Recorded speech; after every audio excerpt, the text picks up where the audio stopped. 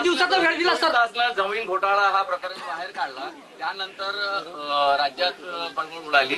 मात्र दिग्विजय सिंग यांचं 1% मत त्यात रेशो आहे आणि 99% मत जे आहेत रेशो त्या पवारांचा आहे. तर त्यांच्यावर गुन्हे दाखल झाले नाही, मात्र दिग्विजय पाटलांवर दाखल झाले, ज्यांचा 1% शेअर आहे. महाराष्ट्राचे गृहमंत्री उत्तर देऊ शकते आणि देऊ शकते. सर, बिहार निवडणुकीसंदर्भात नेमकं विश्लेषण काय आहे आणि भारतात परिवर्तन आपल्याला दिसतंय का? माहिती नाही, मी काही लिहायला गेलो नाही. माझा संवाद आहे, रेग्युलर कॉन्टॅक्ट आहे. मला असं दिसतंय की बिहारच्या जनतेला बदल पाहिजे. बिहार हे राज्य वेगळं राज्य आहे, तिथं गरीब आहे, पण राजकीयदृष्ट्या बिहार इतकी जागृती अन्य राज्यात कमी असते.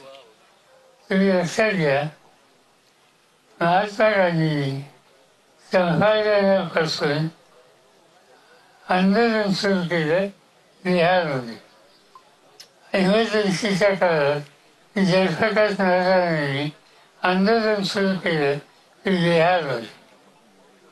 इंदिरा गांधी अफगाणिस्तानमध्ये असताना वेलचीला हाती बसून गेले अतिवृष्टीच्या भागात बिहारमध्ये.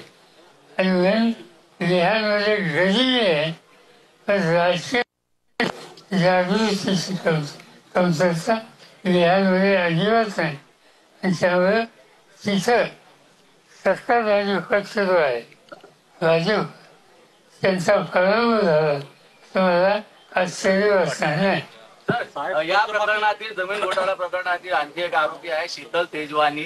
ते सध्या विदेशात फरार झालेले आहेत. सरकार तेजवानी आणि पार्थ पवार यांना दोघांनाही पाठीशी घालत आहे का?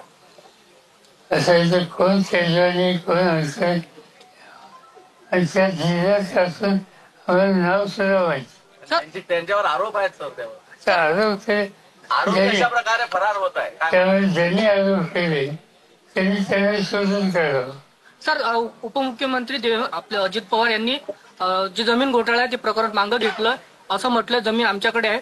मात्र आता दुय्यम निर्बंधक यांनी 42 कोटीचा दंड याच्यावर आकारलाय. काय सांगाल? सरकारी अधिकारी त्यांनी निर्णय घेतला. त्यांनी निर्णय घेतला असेल त्याच्याकडे काही मजबूत पुरावे तर काही गोष्टी असतील, त्याच्यावर कसा निर्णय?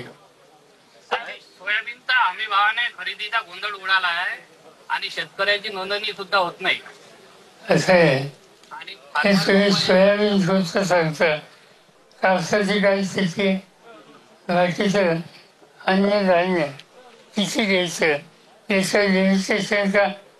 कापूस इतकाच घेऊ, सोयाबीन इतकाच घेऊ, हे सगळं धोरण जे आहे ते धोरण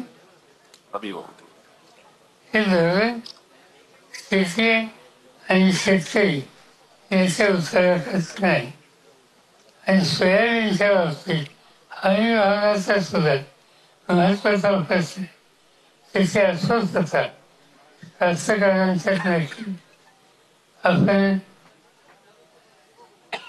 प्रयत्न करूया, जन्मत तयार करूया की जेणेकरून उत्पादकांवर रास्त केलं आणि तो प्रयत्न पक्ष म्हणून आम्ही करू.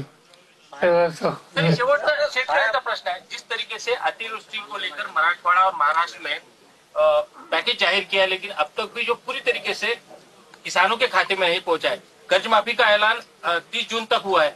क्या लगता है सरकार ये सब कुछ झेलेगी या टालमटोल करेगी?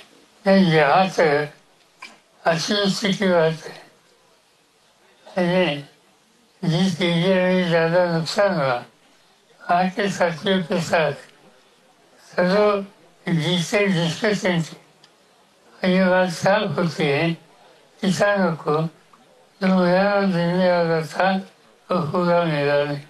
कुछ लोगों को मिला, हमें बहुत कम लोगों को. अब नुकसान दो टाइप का है. एक नुकसान फसल खत्म हुआ, फसल खत्म हुआ, अरे थामा, फसल खराब हुआ। और इससे भी ज्यादा ये जो जमीन है, वहाँ की जो मिट्टी है, वो मिट्टी खत्म हो गई, इससे ज्यादा नुकसान। तीसरा नुकसान, कई नदी किनारे पानी उठाने के लिए इलेक्ट्रिक मोटर चाहिए, और इलेक्ट्रिक मोटर वहाँ से गई। और चौथा नुकसान, जानवर जो हो, चाहे गाय हो या भैंस हो, वो भी यहाँ बचे नहीं। इस सभी में जो सरकार ने मदद करने की आवश्यकता थी, वो ठीक तरह से की। ऐसी बात किसानों के मुँह से सुनने के लिए मिलती नहीं। पिछले 3 दिन से मिस्टर ठाकरे उसी एरिया में है, उनका भी रिपोर्ट हमने देखा, उनका ही अनुभव हुई है। चलो, थैंक यू। पत्रकार परिषदेसाठी